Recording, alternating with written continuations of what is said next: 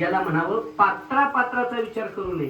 कुठल्या मार्गाने आपल्याकडे परमार्थिक सेवा येते याचा विचार करू नये. जिथं सेवा घडली तिथं साधून घ्यावी. म्हणून महाराज म्हणतात नाही जाऊ पात्रावरी कवटी सार नारळी. आणि महाराजांनी अजून एक दृष्टांत दिला.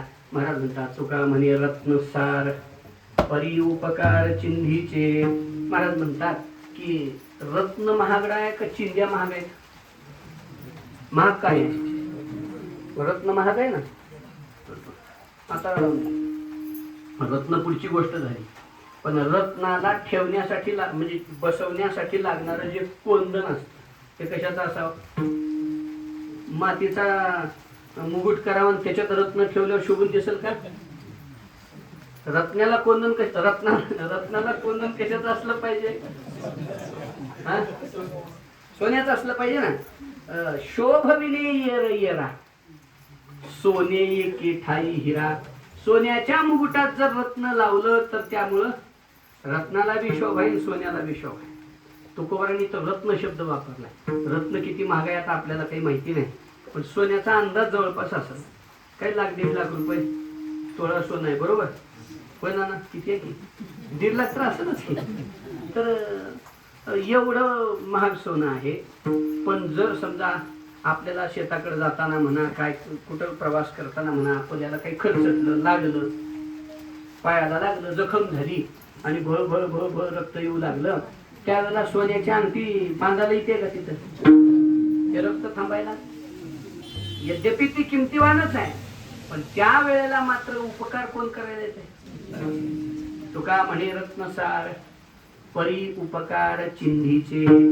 असा अजून एक अर्थ करतो, फक्त अन्यथा घेऊ नका याचा. किती जरी सोनं घेतलं तर वस्त्र घातल्याशिवाय त्या सोन्याची काहीतरी शोभा आहे का अंगावर? नाही ना. 50 रुपये मीटरवालं का होईना, पण कापड आधी पाहिजे, मग रत्न पाहिजे, तर त्याची शोभा आहे. तुका म्हणे रत्नसार परी. त्या रत्नालाही रत्नपणानं शोभण्यासाठी वस्त्र गरजेचं आहे की नाही? अशा अर्थानं. नाहीतर एवढे वस्त्र घालून सोन्याचे अलंकार घातले तर शोभून दिसेल कोण? नाही. मुलगा असू द्या नाही तर मुलगी असू, शोभणार नाही. त्यासाठी परी उपकार चिंधीचे. म्हणून महाराज म्हणतात नाही जाऊ पात्रावरी कवटी सार नारळी. तुम्हाला म्हणल्यापासून माझं तसंच लागलं. तर तुकोबरायचा हा म्हणजे आहे. आपण सर्वजण त्या निमित्ताने इथे एकत्रित आलेलो आहोत. बाबांचा दरबार आहे. आज गुरुपौर्णिमा आहे. गुरुपौर्णिमेचं औचित्य आहे. अगदी थोड्या वेळात सेवा आपल्याला करायची आहे. खरं पाहता माकडीलाही म्हणजे आलेला दिवस हा गुरुपौर्णिमेचाच आहे. 2010ची गुरुपौर्णिमा म्हणजे आज 16 वर्ष पूर्ण झाली. त्याही वर्षी वैशाख अधिक आला होता. यावर्षी कोणता अधिक होता? ज्येष्ठ अधिक होता. तर 16 वर्ष पूर्ण झाले आणि आगमनाचा हा दिवस आहे, गुरुपौर्णिमेचा दिवस आहे, व्यासपूजनाचा हा दिवस आहे. आणि त्या निमित्तानं ही सेवा व्हावी हा भाव आणि मग सगळ्यांच्या प्रेमामुळे ही सेवा माझ्या तर मनात म्हणजे कोणाची तरी करावी असा भाव होता. सगळे म्हणाले की नाही तुम्ही करा, कारण व्यवस्थित झाल्यापासूनची पहिलीच गुरुपौर्णिमा आहे. गेल्या वर्षी विचार होता की चतुर्दशीला पंढरपुरात मुक्कामाला यावं. गेल्या वर्षी चतुर्दशीला भाऊसाहेब महाराजांची सेवा करावी आणि गुरुपौर्णिमेला इकडे यावा असा विचार होता. डायलिसिस सुरू होतं, पण प्रतिपदेला डायलिसिस करावा असा भाव होता. पण ते काही देवानी म्हणले असतील नाही पक्क होऊनच मग व्यासाचं कीर्तन करायचं गुरुपौर्णिमेला. त्यामुळे कदाचित म्हणजे गेल्या वर्षी राहून गेलं म्हणजे तब्येत जितकी प्रतिकूल झाली की श्वासच थांबला त्रयोदशी दिवशी. त्यामुळं मग ते ऍडमिट व्हावं लागलं. 2-3 दिवस त्याच्यात गेले. तर गुरुपौर्णिमा मागं पडली. मग म्हणलं आता ही याच वर्षीची, म्हणून या वर्षी सुद्धा चतुर्दशीची सेवा काल पंढरपुरामध्ये भाऊसाहेब महाराजांची केली आणि आता गुरुपौर्णिमेच्या सेवेला बाबांच्या दरबारात आपण सगळेजण उपस्थित आहोत. वेळेच्या अभावी म्हणा तसा अभाव नाहीच आपल्याकडं. वेळच वेळ आहे. काय काम आहे? लोक टाइमपास म्हणून गावं खेळू लागले. म्हणजे देवानं बळ दिलेला टाइम आहे यांच्याकडे. राहू दे तुझ्याकडे शिल्लक राहू दे जरा. त्याच्यामुळे ते खेळतात. त्यापेक्षा बरंच आहे की आपले हे की आपण भगवत भजनात आहोत. पण तरीही धावत्या वेगात थोडंसं चिंतन आपण अभंगाचं करू. तुकोबरायांचा अभंग. आज व्यास पौर्णिमा व्यासपौर्णिमा, गुरुपौर्णिमेला, व्यासपौर्णिमेला गुरुपौर्णिमा का म्हणावं?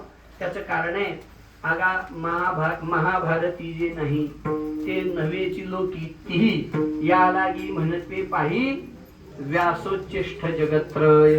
ज्ञानोबराय सांगतात, या लागी म्हणते पाही व्यासोच्चिष्ट जगत्रय. हे जगत्रय शब्द आहे बरं का, म्हणजे त्रिभुवन हे सगळं व्यासाचं उष्ट आहे. व्यासाचं उष्ट म्हणजे जे काही ज्ञान तुमच्या आमच्याकडे आहे, ते वैज्ञानिक असू द्या, आध्यात्मिक असू द्या, त्या सगळ्या ज्ञानाचा विषय स्पर्श व्यासांनी केलेला. इतकं व्यासांनी ज्ञान लिहिलेलं आहे, ग्रथित केलेलं आहे की सगळ्या गोष्टीचा स्पर्श तिथं आहे. त्रिकोणमिती तिथं आहे, भौगोलिक स्थितीचं वर्णन तिथं आहे, अंतरिक्षातल्या ग्रहांच्या स्थितींचं वर्णन व्यासांनी केलेलं. हा योग्य व्हायचं असेल तर 3-4 लोकांची आपल्यावर कृपा व्हावी लागते. थोडक्यात बोलतो, दरवर्षी आपण बोललेलंच आहे आणि ध्यानातही आहे तुमच्या सगळं ते. हा म्हणा म्हणा तर का कर, मी काय थोडंच विचारणार आहो का आहे सांगितलं. तर मग ते 4 जणांची कृपा आपल्यावर व्हावी लागते, तेव्हा आपल्या जीवनाचा प्रवास यथायोग्य होतो बरं का. प्रवास थांबत नाही, माणूस जगायचं थांबत नाही. जवळ मरण येणार नाही तेव्हा जगणारच आहे. पण जगणं, आनंदात जगणं आणि जीवन आता पार पाडायचं आहे म्हणून चिंतेचं, भयाचं, पुन्हा काय कामप्रधानी विकाराचं ओझं खांद्यावर घेऊन चालणं फरक आहे की नाही. मजा म्हणून पळणं वेगळं, आणि आता नाईलाज आहे म्हणून पळणं. आपलं जीवन मजेत व्हावं का उगा आपलं नाईलाज म्हणून जगावं आपण? हा, कसं जगलं पाहिजे? अहो, प्रत्येक क्षण आनंदात जगला पाहिजे ना आपण. तर मग तो जगायचा असेल तर आपल्याला पहिल्यांदा आपल्यावर कृपा व्हावी लागते, ती म्हणजे देवाची कृपा व्हावी लागते. देवाची कृपा झाली तर परमार्थाविषयी आवड निर्माण होते म्हणा, नाहीतर अवघड आहे. आपल्यावर आधी देवाची कृपा व्हावी लागते. देवाची कृपा झाली तर काय होईल महाराज? देवाची कृपा झाली तर परमार्थाविषयी प्रेम निर्माण होईल. अति हरी कृपा ज्याही पर होई, तुलसीदासजी वर्णन करतात. अति हरी कृपा बघा. तसं तर तुमच्या माझ्या सगळ्यावरच देवाची कृपा आहे. आपण श्वास घेऊ लागलो, रोज झोपतो, रोज उठतो, ही देवाची कृपा आहे. पण त्यात विशेष कृपा कधी समजावी? पाव देई ही मार्ग सोयी. ज्याला मनातून परमार्थ आवडतो त्यानं समजावं देवानं आमच्यावर कृपा केलेली आहे. पण देवानं कृपा करून परमार्थाचं अनुकूल वातावरण निर्माण केलं. चांगल्या कुळात जन्म झाला, परमार्थाला अडथळा न करणाऱ्याच्या कुळात जन्म झाला, तरी सुद्धा हातुरणातलं उठून देवळात जाऊन बसू वाटत नसेल तर, बाप मा आजा आजी मागला उठ रे गावात कीर्तन आहे चल, तरी सुद्धा जर पठ्ठ्या उठत नसेल तर चालेल का? म्हणजे देवाची कृपा आहे परिवार परमार्थिक मिळणं, देवाची कृपा आहे आपल्याला परमार्थिक वातावरणात जन्म होणं. नाहीतर कुठतर आता आफ्रिकाची लागले जाऊ द्या, नाहीतर कुठं आफ्रिकेत जर आपला जन्म झाला असता तर काय परमार्थ घडला? देवाची कृपा आहे की आपण भारतात जन्माला आलो, परमार्थाच्या वातावरणात जन्माला आलो. पण एवढं झाल्यावर भागते का? बोला की जरा. नाही भागत. देवानं कृपा करून सगळं वातावरण निर्माण करून दिलं. म्हणजे सायकलवर आपण प्रवास करायला कल्पना करू आपण, आणि सायकलवर प्रवास करत असताना उतार लागला, त्याच्यात पुन्हा सवाशी हवा लागली, त्याला म्हणावं देवाची कृपा. आपल्या जीवनातला जोड आहे हे सगळं. आता आपल्या जीवनात सगळं यथायोग्य होण्यासाठी चांगला उतार आहे. म्हणजे घरातल्या सगळ्या परिवाराचं वातावरण अनुकूल आहे परमार्थ करायला. सवासवार सुटले, सगळ्या संत मंडळीचं आपल्यावर प्रेम आहे, वारकऱ्याचं प्रेम आहे. पण एवढं असून मी जर आपण सायकलवरच नाही बसलो, सायकल पळेल का? हा, मग इथं तर गुहा आहे. जरा गावठी भाषेत सांगू का? इथं तर ज्ञानबाची मेख आहे. हा शब्द स्वामी गोविंददेवगिरीजी वापरतात बरं का. त्यांना एकदा बसल्यानंतर ऋषिकेश मध्ये विचारलं होतं एकाने, मी नव्हतं विचारलं पण आम्ही ऐकायला होतो, पण अत्यंत प्रेमातून विचारलं होतं. म्हणजे खेळीमेळी वातावरण तयार झालं होतं त्या बैठकीत. बाबा गुरुजी तुम्ही असं ज्ञानबाची मेघ म्हणता, काय भानगड? म्हणजे ज्ञानोबांनी काय काय दृष्टांत सुद्धा अशी दिल्यात की त्या दृष्टांताचा उलगारा होत नाही, त्याला म्हणावं की अंबाची मेट. त्यांनी सांगितलं होतं काय अर्थ. म्हणजे जेव्हा जेव्हा पोथी सांगणारे इथं तर नाथ महाराजांनी खरी मेक मारली म्हणते तीच, कारण सांगणाऱ्याला बी मेळ लागल्या नसते. आता काय सांगावं ते, मग आता विषय तर पुढे निघणं गरजेचं आहे म्हणून म्हणायचं असतं काय असं. तर माझं कुठून वाढलं की बघा, सायकलवरच नाही बसल्यावर उतार असून सवासवाद असून काय फायदा. तसं देवानं कृपा केली, परमार्थिक वातावरण आपल्याला मिळालं, पण त्याच्या पुढे जाऊन आपल्या मनातून वाटायला पाहिजे की मी परमार्थ करा. त्याला म्हणावं मनाची कृपा. शास्त्राच्या भाषेत त्याला आपण आत्मकृपा म्हणून, पण ते लय अवघड होते. सोपं मनानं आपल्यावर कृपा करावी तेव्हा परमार्थ मार्गाला लागतो. पण परमार्थिक मार्गाला माणूस लागतो, नाही तर नाही. तुकोबाराय म्हणतात आमच्यावर देवाची कृपा आहे की आम्ही वारकरी कुळात जन्माला. तुकोबाराय कोण्या कुळात आहे? पंढरीची वारी आणि कणकरी माझ्या वडिलाचे मिरासीला देवा तुझी चरण सेवा पांडुरंगा. याचा अर्थ काय आहे? तुकोबारायांना कुळ आहे. तुकोबारायांनी मग ऐकणाऱ्यांनी म्हटलं मग महाराज बरं आहे की. महाराज म्हणले देवाची कृपा झाली, पुन्हा विशेष म्हणजे आमच्यावर मनाची कृपा झाली. मनाची कृपा झाली म्हणून तर परमार्थात आहोत. मनोराजा एक देह पुरे असे नांद तो त्यासे दोघे नारी पुत्र पौत्र संपन्न भारी. पुढं तेने कृपा केली आम्हावरीला. कोण कृपा केली? मनानं कृपा केली. आणि म्हणून झालं काय? मनवोनी आलो या देशा, मनवोनी आलो या देशा, होतो नाही तरी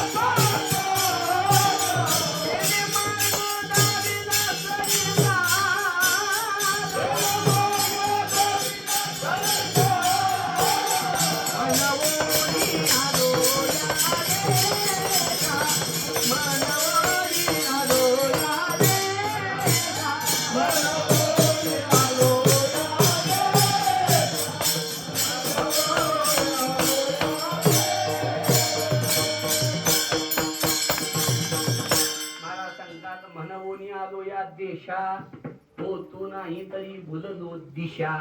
महाराज म्हणतात मनानं कृपा केली म्हणून इथं आलो, नाहीतर भरकटत गेलो असतो. ज्या ज्या काही वेळेला असं होतं मनाची कृपा नाही झाली, म्हणजे मनातून तळमळ नाही वाटली परमार्थ करायची, पण कुळ चांगलं मिळालं.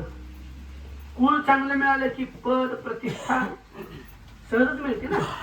चांगल्या कुळात जन्मलेल्या माणसाला प्रतिष्ठा असते का नाही गावात? मोठ्याचा आहे बाबा म्हणून मान असतो त्याला. अहो देशोदेशी धात दयाच्या उतरे तयाचे कुतरे होता बोले तुकोबाराय म्हणतात. मोठ्याच्या कुळातलं कुत्र जरी झालं तरी भलता मान असतो त्याला. अख्या गावात त्याला कोण हार म्हणत नाही, अहो हाराकी म्हणतात.